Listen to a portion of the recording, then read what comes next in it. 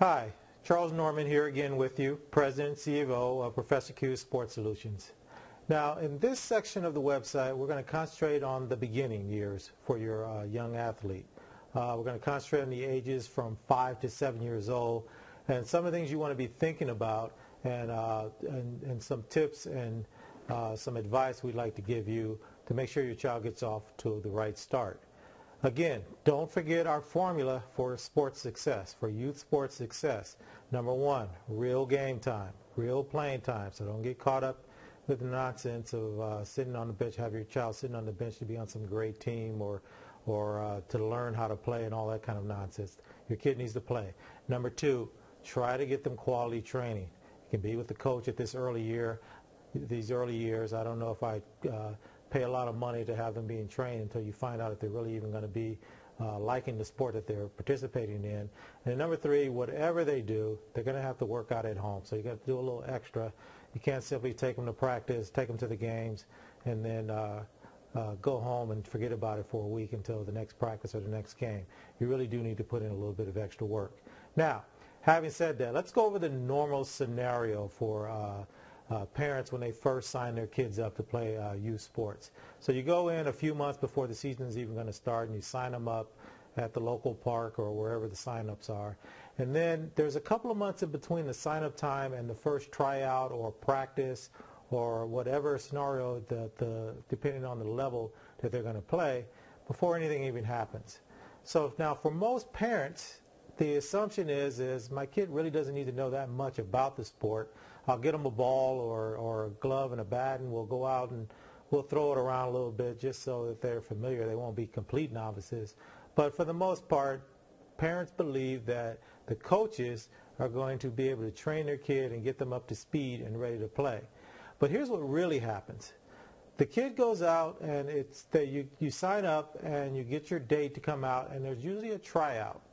And at this tryout, they put the kids through a few drills. Nothing seems too dramatic, but the parents learn for the first time there's a lot of kids out there that are really pretty advanced, and it catches a lot of parents off guard. But they still don't worry too much.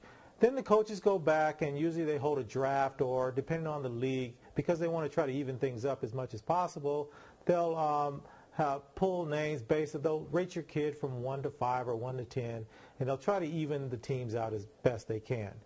Now, the thing that a lot of people don't realize is that the coach gets to keep their kid normally, and also the assistant coach's kids go on that same team. So a lot of times the teams are stacked without you even knowing about it. And then on top of that, at that tryout or that practice, the first practice, the coaches are trying to see which kids already sort of have it, already sort of get it. And if your kid's not one of those kids, they're already starting off with a strike against them. Now, it doesn't mean that the coaches won't try to work with them, especially if they see they're just naturally athletic. But for most kids, if you don't quite know what's going on, the coaches really don't have a time, and the leagues are set up this way, so there's not a lot of practice time between the first practice and the first game. It's just the way they're set up. They don't want these overzealous coaches getting out there and overdoing and overworking these kids. So there's really not a big gap there.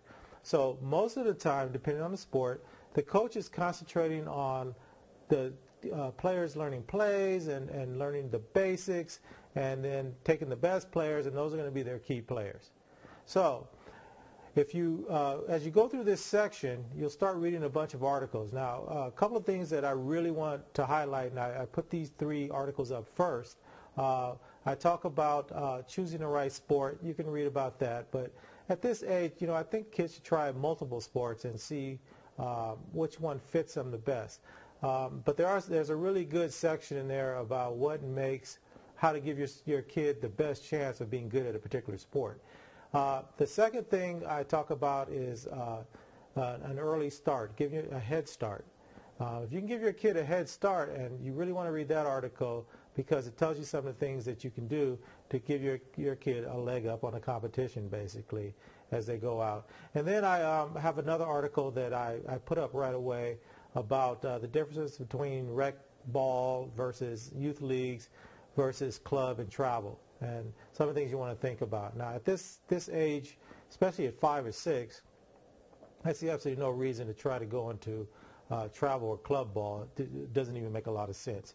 Unless you're going to be the coach as the parent, or someone you really know and trust is going to be the coach, and you've played the game before and you really have your kid advance, which I'm not going to go either way about. But really, if your kid's 3 and 4 years old and you're already working them out, you guys are going to have a long set of problems anyway down the line. So feel free, go through everything in here. We're going to keep adding different articles, and I'm going to try to do some interviews with some people so that you guys can get some, and you guys will give me some feedback, I hope, about what you want to see. But don't forget, we do offer the two of the most important things about the formula. We do have a way for you to find a private trainer if that's what you want to do. If it looks like your kid's going to have trouble, or you just want to work them out in that little space between sign-ups and the first day, read through the Head Start stuff, find a trainer, and have them work on that stuff with your child. And then number 2, if your child's going to come home and work out on their own, you want to make sure they're doing things correctly and they're using the correct techniques. And we have a section on the site with the best training products that we think a parent, even a novice parent, and a kid that's even just getting started can use at home to make sure they're using the proper technique as they work out at home. Again, best of luck to you guys. Go for it. If you can, coach. You'll never regret being the coach for your kid. It's a great opportunity for you guys to spend a lot of time together, and you'll be really surprised, even with the highs and the lows that go along with sports. It's really a great thing if you can do it. So again, get them out there and keep looking over the site. We're going to keep adding things for you, and let's get your kid in the game, and let's make sure they're contributing to the win or loss for their team. All right, talk to you later.